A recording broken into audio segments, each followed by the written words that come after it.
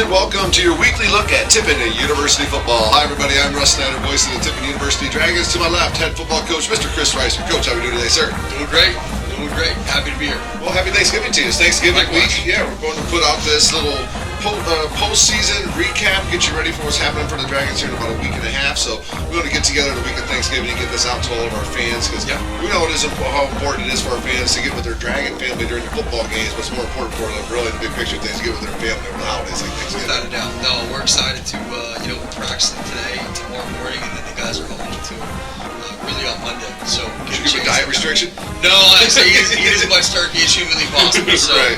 It's protein, right? It's good for you. Right, absolutely. But really, it'll be good for everybody to kind of rest and recharge, and to be able to be with family, and I think anytime you're around people that you love and care about, it kind of re-energizes you a little bit. Well, the Dragons will be playing in the Great American Crossroads Bowl coming up on December 3rd in Hobart, Indiana, against a familiar foe, Truman State. And coach, as you get ready and you're preparing for this game, is that the biggest bonus of this, the fact that you're still preparing for football after your regular season's over? Because in the big picture of Tiffin University football, these extra few weeks of practice are really going to pay dividends for those young players as they move into their more premier primetime roles in their career. Without a shadow of a doubt, no. We look at it as, basically we're going to get 9 extra practices, right? Yeah. So standard spring practice is 15, right? So we're going to get 60% of a spring. That's awesome. At the end of the season. So really, when you look at the maturation of our program and of our young guys, they're going to go from 15 practices to 24. And so we've really tried to use these first couple of weeks as, going over install, getting our young guys a bunch of reps, and in an effort to accelerate their improvement and their growth come spring ball. So it's been invaluable. And then obviously as we get back from Thanksgiving, the focus really shifts over onto Truman and onto being ready to play and win a football game. Interesting getting to play a team that you have a little bit of familiarity with as a non-conference team. A team you saw earlier this year at their place, and a team that you saw here last year, the previous year when they came here. So a little bit, a little bit of what they're going to be doing, but I'm sure as well as you probably are as well, there's going to be wrinkles coming from both sides that you're going to prepare for too. Yeah, I think the meat and potatoes, you are what you are, right? And I think when you're playing somebody for a second time, there's always nuance that's involved, Sure. and whether it's for them a different look defensively or a different way to run the same play offensively, and vice versa. And so you're trying not to deviate too far from what you are, right? But still having enough creativity and enough flexibility to be unique and present different looks for the defense or the offense. And it was September. Yeah, to play too. So, but it was a while ago. Yeah, we both know that things change during the football season. Banged up, people start making plays and things of that nature. Let's take a quick look back at the season here quickly. The Dragons went on the road to start off the year. Got a win at Walsh, 42-0. A great start to the season. And maybe the most memorable play of that game was Charlie getting concussed in the opening kickoff, and you missing him for a couple of games. Yeah, missed him for a couple games due to that, and hard way to start the season, but.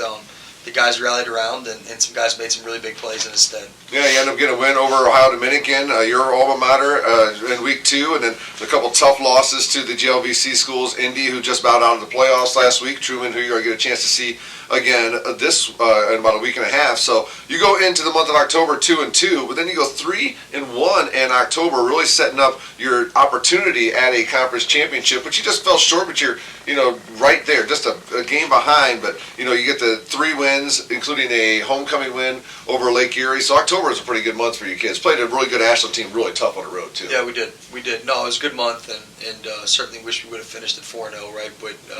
But hindsight's always 20/20, and so I think in summation, I thought we did a lot of really good stuff. I thought we lost some close games and just didn't quite find ways to win close games, and I think that's something that we can take away, and the momentum builder is that, hey, you lost 4 games by 12 points, right? Exactly. And but there is no silver lining in football, and so we need to understand that the expectation is to win those 4 games, and we've got to find a way to do that. And so I think really just laying the foundation for what can be a really exciting 23, but understanding that we did lose those 4, and so we've got to rectify for that in the off season and have a really hard, challenging off season, and get better fundamentally, and just really be able to take advantage of every chance that we get. Exactly, like these practices. These are chances that you got that you need to take advantage of. You also had a record-setting day at Kentucky Wesleyan where you put up 72 points in a big game where you had some players that were under the weather and some backups really stepped up, and you guys had a big offensive day that day, putting up 72 points. Now let's talk about Truman State a little bit. You know, they're 8-2 this year. I guess the moral of the story, look at their schedule, don't play them in the middle. They lost their opener and their closer, but it's a good football team. They're 8-2. This is their third trip to this American Crossroads Bowl. I think it's their third consecutive trip as well. So it'll be a 2 p.m. game on December 3rd in Hobart, Indiana. I'm sure a lot of Dragon fans are going to be making the trip over there, but there's also lots of streaming platforms that'll be there. I'm going on the road to that game, so I'll have my radio broadcast for you as well. So talk a little bit about the kids' mindset as they're getting prepared to take on Truman State, a team I'm sure that they're kind of licking their chops a little bit, trying to get another shot at. Well, more than anything, we're excited to play one more game. I think our seniors are anxious for the opportunity to go out on top. I think our young guys are anxious for the opportunity to set the tone and lay the foundation for the 23 season. And if you love football and it's important to you, you get a chance to play again. And so, you only get a limited number of them. Yeah, you figure, guys that are in college for 4 years, you're guaranteed 10 games a year, and so you're playing 40 games over the course of those 4 years, which are guaranteed, right? And so the opportunity to play even one more, I think is something that you relish and that you can't take for granted. You're upperclassmen know that that's not guaranteed as well with what we experienced with the COVID season as well. So exactly, you may lose games, so you got an opportunity to play a game. You better take advantage of it and go out and give it your all. Without a shadow of a doubt, no. Every little bit is not guaranteed to you, and so you got to make sure you salvage it all. Right. Well, some GMAC awards were released as well for your kids, and let's work from back to front. Let's go through the third team kids first. So your quarterback Christian Carter was named third team, the senior. Running back Devin Nelson, the junior. Offensive lineman Zach Richardson, a senior. Defensive back Tyler Richardson, a sophomore, and defensive back Caleb Street, a senior. So you got 5 kids that end up on the third team there. Yeah, no, a great group, and I think well deserved in all regards. And I think Caleb Wright was a third team guy, and he's a guy that I think really had a lights out year, and so glad that he got recognition. But I do think that he could have garnered something a little higher too. Certainly. So, which is always good that you have those guys that now it gives them something to kind of strive for and continue to prove what people are already seeing. Second team, offensive lineman Nehemiah Bing, the grad student. He probably got that as he probably led the offensive lineman in receptions this year. Yep. At Tiffin. We had a lot of fun when we talked about that one. Stats matter. Just the way I drew it up, I remember you saying that. Defensive lineman Zion Farmer, the senior. Defensive end Latrell Robinson, the senior. Linebacker Sir Zion Dance, the senior, and defensive back Jermaine Wimpy, also a senior. All those young men as well had huge years for you. They did. No, they all had huge years, and a bunch of them are coming back, and so we're anxious for that. And Wimp's a guy that I think was as versatile as anybody that we had on our team, and as dynamic and as good a player as anybody that was out there. And so really excited to have him back for one more go around. He was a kid, I wasn't sure whether to call him a defensive back or a linebacker. He just kind of filled whatever role you needed. Every team needs those guys. Mm-hmm. Absolutely. All right, your first teamers in the GMAC this year for the Dragons. Running back Darius Penix, offensive lineman Shane Bumgardner, wide receiver Anthony Lowe gets it as a wide receiver and as the return specialist, and defensive end Charlie Cleveland all make your first team for your Dragons, and also I would say well-deserved for each one of them young men as well. No doubt. And I think DP well-deserved, had a great year, had a great senior year, and Charlie has been nothing but consistent over the course of his career, and I think it's his second year being a first-team guy, and obviously certainly deserves it. And then Shane, as an offensive lineman, really is coming to his own, and has been a guy that we can really lean on up front to be a dynamic player, and so incredibly excited for his future and where I think he's going. You don't get a running back on first team if you don't have some good offensive linemen to begin with. That's for sure. Yep. No, it's the ultimate spot where you got to have pieces around you to be able to do the things that you do, and so and DP and Deb would be the first ones to tell you we got two all GMAC running backs, and that means you got some really dynamic guys up front that are blocking for you, and a tight end too. Yeah, absolutely. Okay, and then some guys get some conference mentions as well as the defensive lineman of the year for the third straight season, Mr. Charlie Cleveland, and he's the guy when the teams break down film that they probably circle and say on the defensive side that he's the guy we can't let wreck us. Yeah, no, you got to play for him. You got to have a way to at least slow them down. You know, I don't know that you can ever stop them, but you can try and contain them. Exactly.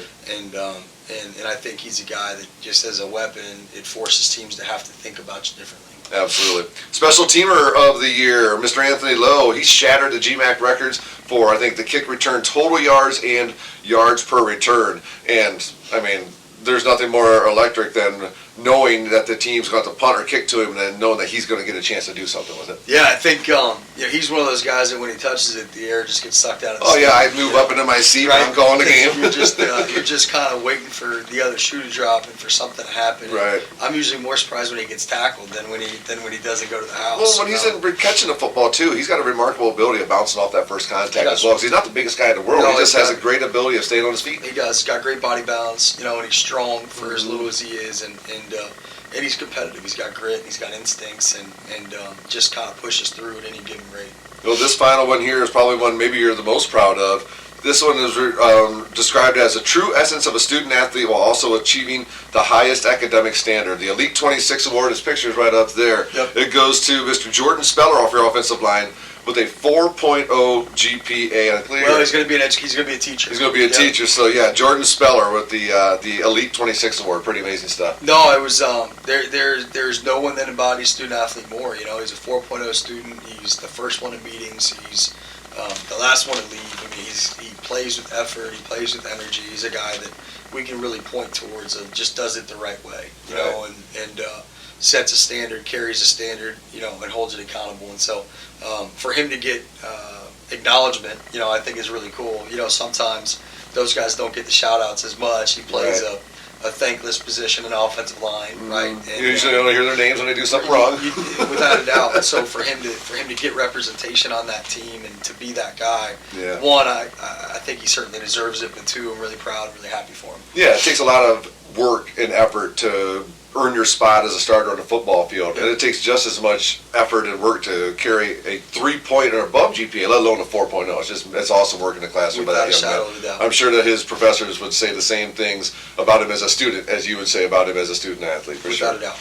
Well, Coach, we got the game on December 3rd in Hobart, Indiana. Folks are wondering where that is. It's kind of south of Gary, maybe a little southeast of Gary, probably about a 4-hour drive from Tiffin. Not too awful bad, but I'll be traveling out there, and the Dragons will be going out there and taking on Truman State. It's a 2 o'clock start time Eastern. If you see the promos and things, it says 1 o'clock. That's because it's a Central Time Zone thing. So just go ahead one more time, Coach. Tell the folks when they go out and see the Dragons play in the Great American Crossroads Bowl, what they're going to see out of your kids. Well, I think first, we'd love to get as many fans over there in Hobart. They have a banquet on Friday night that you can buy tickets to. I think it's $25 to buy tickets, and you can have a meal and see I got to make sure I get into that. Right, for sure. We'll make sure we cover you. But see some of the players, and it should be a really cool atmosphere, a really cool experience. And then to be able to play in the Brickyard Stadium, I think would be really cool. It's a widely renowned stadium, and so we're looking forward to being a part of that game. But as always, I think it's one of those things where you can never control the weather in December, right? You certainly can't control it in November, so you definitely can't in December. So it's one of those situations where we're going to be prepared to play really hard. We're going to play a really clean game, and hopefully do our best to protect football on offense, take it away on defense. And when we get into situational football, be able to play really good in that regard, and be a well-prepared and well-executed team in those situations. And I think more than anything, when you play in those weather games, your effort has to shine through. And the team that plays hardest typically is the team that comes away with the win. So we'll be flying around like crazy, man. Something to be said, Coach, about walking off the field in your final game of the season as a winner, too. There's something to be said for that. Yep, excited for the test. All right, we'll see you all in Hobart, Indiana on December 3rd at the Great American Crossroads Bowl. And then we'll get together with Coach Reisert and your talk after that's over. We'll get together. Signing day will be coming up with the holidays. Everything's going to be moving by. The season goes by fast. Now the holidays hit you with families. It's going to go by even faster. So if you'd like more information on Tiffin University football, go to TiffinDragons.com is the place to get it. Coach, we'll see you up there at Hobart, Indiana. Looking forward to it. Yes, sir. See you soon. This has been the Coach Cris Reisert Show, your weekly look at Tiffin University football.